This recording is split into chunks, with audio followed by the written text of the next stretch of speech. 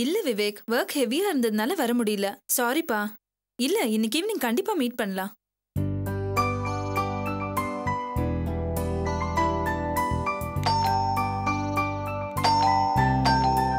Okay, நான் அப்புறமா பேசுறேன்.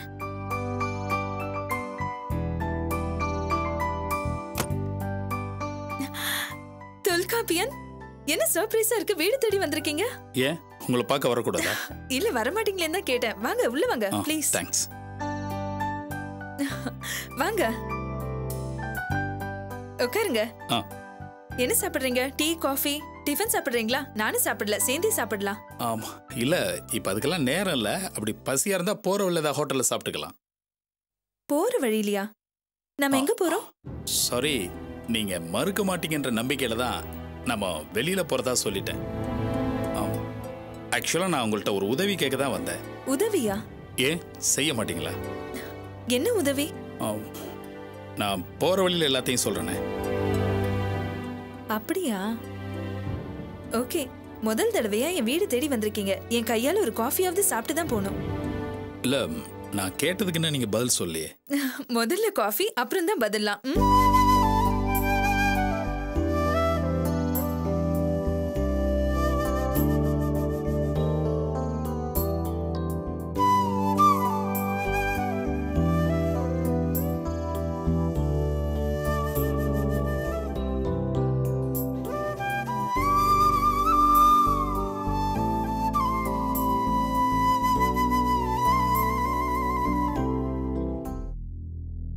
சொல்லுமா சித்ரா. சார், நான் வீட்ல இருக்கேன். இன்னைக்கு ஆபீஸ்க்கு வர போறது இல்லையா? சார், வீட்டுக்கு தொல்காப்பியன் வந்திருக்காரு. குட். உன்னை தேடி வர அளவுக்கு வச்சிட்டியா? மெல்ல பேச்சு கொடுத்து அவங்ககிட்ட இருந்த விஷயத்தை கறக்கப்பாரு. மேனகாவை அவன் தான் கொலை செய்ய ட்ரை பண்ணாங்கிறது நமக்கு தெரியணும்.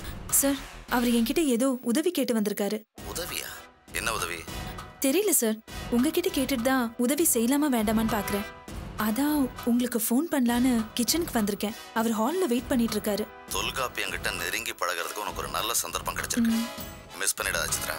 அப்போ உதவி பண்ணலான்னு சொல்றீங்களா சார்? தாராளமா செய். நீ உதவி செஞ்சதுக்கு அப்புறம் அவன் மனசு இழகி உனக்கு நன்றி சொல்ல வருவான் பாரு. அந்த சமயத்துல அவனுக்கு ஆதரவா பேசுற மாதிரி அவனோட கடந்த கால வாழ்க்கையை பத்தி கேட்டு தெரிஞ்சுக்க. சரிங்க சார், முயற்சி பண்றேன். நோ முடிக்கிறேன்னு சொல்லு சித்ரா. ஓகே சார், முடிக்கிறேன். குட். Thank you sir. வாங்க போலாம். காஃபி கொண்டு வரேன்னு சொன்னீங்க. ஆமால, இருங்க போட்டு எடுத்துட்டு வந்துடுறேன். இவ்வளவு நேரம் என்ன பண்ணீங்க? அது டப்பால பால் இல்ல. சாரி, சக்கரை இல்ல. சரி, இப்ப திரும்ப காபி போட போறேன்னு போறீங்க. அதானே. சரி வாங்க, நம்ம வெளில போய் சாப்பிடலாம். நீங்க உதவி கேட்டு வந்தீங்களா? என்ன ப்ராப்ளம்னு தெரியல, அத பத்தி யோசிச்சுட்டு இருந்தேனா, அதான் பதட்டத்துல உளறேன். சரி வாங்க போலாம். சித்ரா, உங்களை நம்பி பெரிய பொறுப்பை ஒப்படைக்க போறேங்க. அங்க வந்து நீங்க இது மாதிரி ஏதாவது பண்ணிட போறீங்க. இல்ல, நீங்க என்ன செய்ய சொல்றீங்களோ அதை நான் பெர்ஃபெக்ட்டா செஞ்சு முடிப்பேன். என்ன நம்புங்க. சரி சரி, நான் பேக் எடுத்துட்டு வந்துடுறேன்.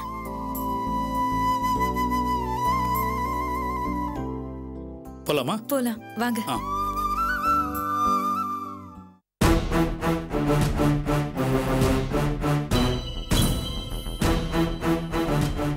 நான் அப்பவே சொன்னேன், யாரு என் பேச்ச கேட்டா?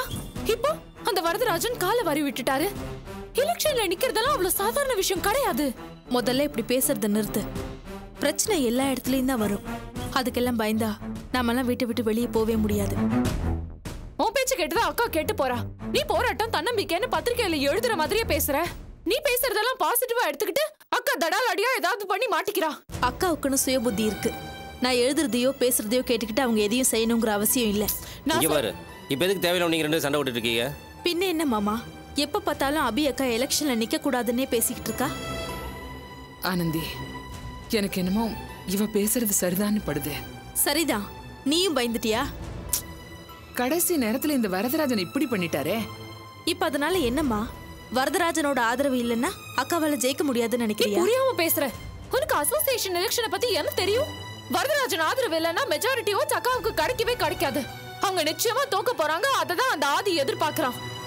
அக்கா தோத்துட்டா போதும், எல்லாரும் வரிசையா வந்து அவமானப்படுத்திட்டு போவாங்க. என்ன அர்த்தி இப்படி பயமுறுத்துற? அதுதான் நடக்க போகுது. இதுக்குதான் நான் அப்பவே சொன்னேன், நாம உண்டு நம்ம வேலை உண்டுன்னு இருக்கலான்னு. இதனால அவமானம் யாருக்கு? நம்மளுக்கு தானே. இது உங்களுக்கும் புரிய மாட்டேங்குது, அக்காவுக்கும் புரிய மாட்டேங்குது. நீங்களாம் பெரியவங்க தானே, அக்காவுக்கு எடுத்து சொல்லலாம்ல. அதை விட்டுட்டு நீங்களும் அவங்க கூட சேர்ந்து எல்லாத்தையும் பண்ணிட்டு இருக்கீங்க. நான் என்னடி பண்றது? எல்லாம் அவ முடிவு பண்றது தானே. அப்போ அவமானப்பட வேண்டியதான். நீ சும்மா இப்படி இம்சை பண்ணிட்டு இருக்காத. இப்ப என்ன நடந்துருச்சு? எலெக்ஷன்ல அக்கா கண்டிப்பா ஜெயிக்கும். அப்படியே தோத்தாலும் நமக்கு எந்த அவமானமும் வராது. இந்த மாதிரி விஷயத்துல வெற்றியா தோல்வியான்னு முடிவு பண்ணிட்டு இறங்க முடியாது. அத நீ முதல்ல புரிஞ்சுக்க. அம்மா, இவ சொல்றதெல்லாம் காதுல போட்டுக்காதீங்க. அபி தோத்துட்டா எதுவும் பிரச்சனை வராதே. அக்கா தோக்க மாட்டாங்க, எந்த பிரச்சனையும் வராது. அக்கா, அதான் எந்த பிரச்சனை வராதுன்னு ஆனந்தி சொல்லுது இல்ல, தைரியமா இருக்க. ஆர்த்தி, நீ இங்க இருந்து ஏதாவது சொல்லிட்டு தான் இருப்ப, நீ முதல் கிளம்பு. நல்லது சொன்னா யாரும் காதுல வாங்கிக்கிறது இல்ல. இப்ப கூட அபியக்கா எலெக்ஷன்ல போட்டியிடுறத வாபஸ் வாங்கலாம். மாமா சொல்றதுதான் கரெக்ட். நீ கிளம்பு.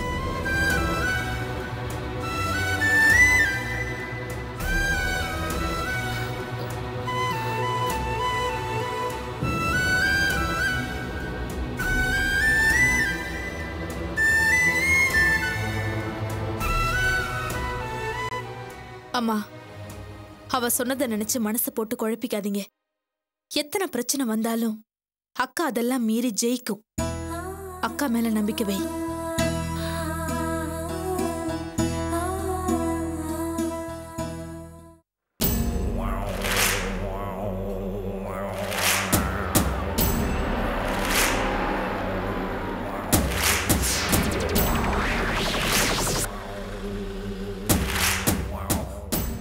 நீங்க இதே ரோட்ல நேரா பின்னாடி போனீங்கன்னா அங்கயா? லாஸ்ட் ஸ்டெப்ல ஃபர்ஸ்ட் தேவராஜ் வீடு. சரி.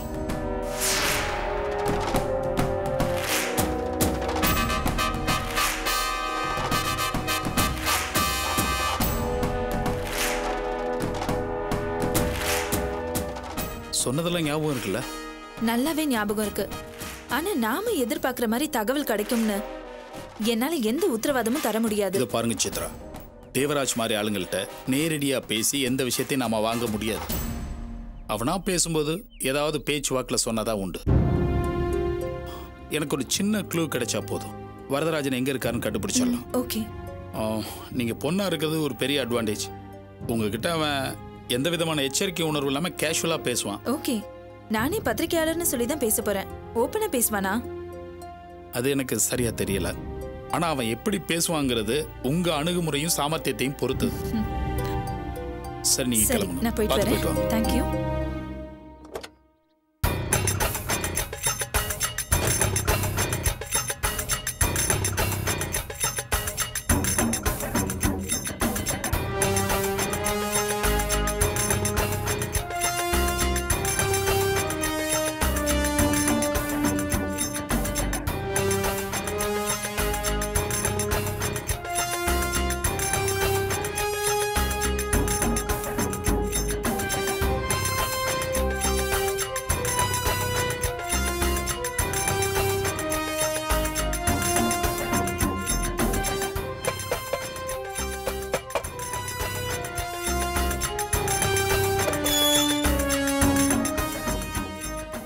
யார் வேணும்? சார் இருக்காங்களா? நீ யாரு? நான் ஒரு இங்கிலீஷ் பத்திரிகையில இருந்து வரேன், ரிப்போர்ட்டர். என்ன பத்திரிக்கை? வீக்லி கண்டெய்னர்னு ஒரு பிரபலமான பத்திரிக்கை. மும்பைல இருந்து வரேன். சார் பேட்டி எடுக்கணும். சரி வா.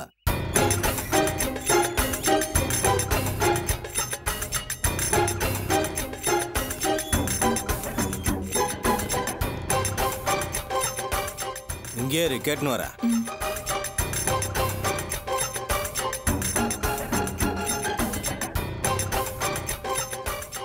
அண்ணன் எங்கடா? மேல மொட்டை மாடியில் இருக்காரு.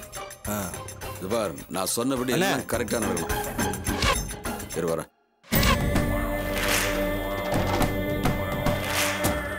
என்னடா அண்ணா, உங்களை பேட்டி எடுக்கணும்னு ஒரு பொண்ணு வந்துக்குதுண்ணே. ஏதோ இங்கிலீஷ் பேப்பர்ல இருந்து வந்துக்குது. என்ன பேப்பர்? ஏதோ கண்டெய்னர்னு சொன்னுச்சுண்ணே. கண்டெய்னரா? ஆமாண்ணா. அது நம்ம சமாச்சாரமாச்சே. சரி வர சொல்லு. சரிண்ணே, உள்ளவாமா.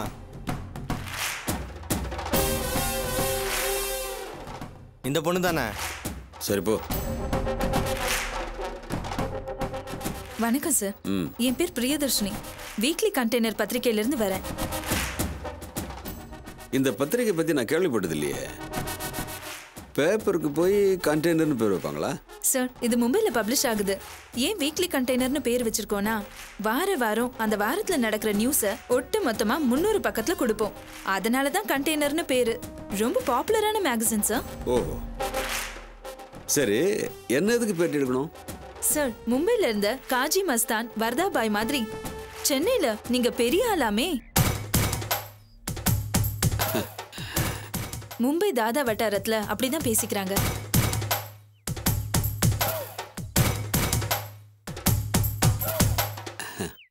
அட, நம்ம பேர் அங்க வரைக்கும் வந்துருச்சா?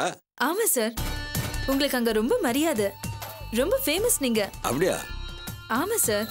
லேட்டஸ்ட் டாக் என்னன்னா, நீங்க ஒரு பொலிட்டிக்கல் பார்ட்டில ஜாயின் பண்றதாவும், எம்எல்ஏ தேர்தல்ல நின்னு நீங்க அரசியல்ல குதிக்க போறதாவும் சொல்றாங்க. ஓஹோ, அப்படியா? இப்போ அத பத்தி தான் உங்ககிட்ட நான் கேட்க வந்தேன். சரிம்மா, கேளுமா. ஒரு நிமிஷம் சார்.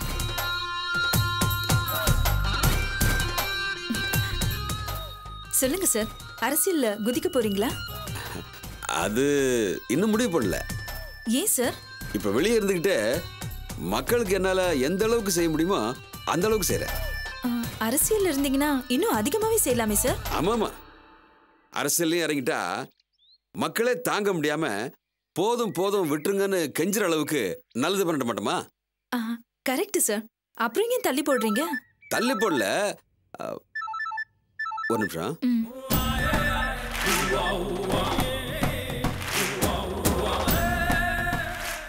சொல்றா, எங்க இருந்து? அமரம்பேடு கூடனா? நல்ல சேஃப்டியா நடந்தா?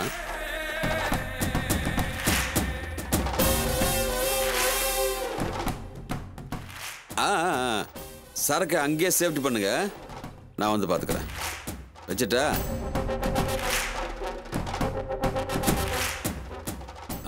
ஆமா, என்ன கேட்டீங்க?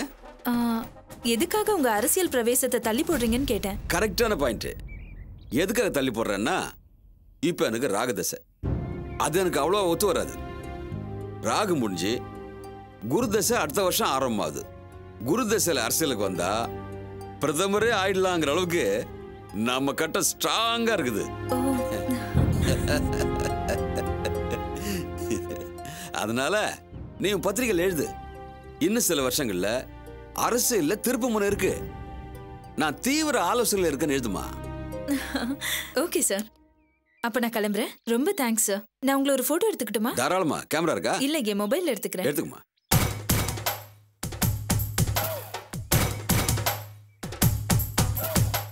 Okay sir, thank you. நான் வரேன்.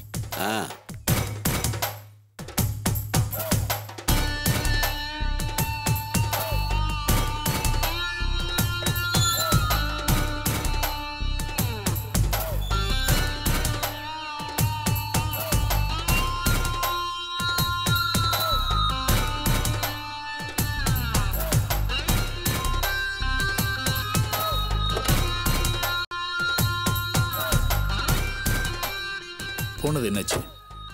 ஏதாவது விஷயம் தெரிஞ்சதா சித்ரா? இந்திய அரசியல்ல ஒரு பெரிய மாற்றம் ஏற்பட போகுது. என்ன சொல்றீங்க? ஃபியூச்சர்ல தேவராஜ் பிரதமரா வரப்போறானா. பிரதமரா? யார் சொன்னது? அவன் தான் சொன்னான். அவனுக்கு குருதசை வந்ததுக்கு அப்புறம் அரசியலுக்கு வரப்போறானா. பிரதமரா ஆனாலும் ஆவானா. சித்ரா, அவசரப்பட்டு சிரிக்காதீங்க. ஏன் சொல்றேன்னா, திருவேங்கட எம்எல்ஏ ஆகும்போது தேவராஜ் ஏன் பிரதமர் ஆகக்கூடாது? எது வேணாலும் நடக்கும் இந்த நாட்டில். சரி, அதை விடுங்க. நமக்கு ஏதாவது தகவல் கிடைச்சதா? ஒரு க்ளூ கிடைச்சது. நான் பேசிட்டு இருக்கும்போது தேவராஜ்க்கு ஒரு ஃபோன் வந்தது. அவன் ஃபோன்ல அமரம்பேடு குடோன் சேஃப்டியான இடம்னு சொன்னான். அப்போ என்னை பார்த்துட்டு கொஞ்சம் லேசா முகம் மாறி சரக்கு அங்கே வச்சிடுன்னு சொன்னான்.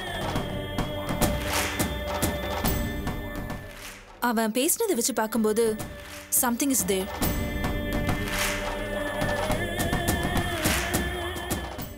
அமரம்பேடு கூட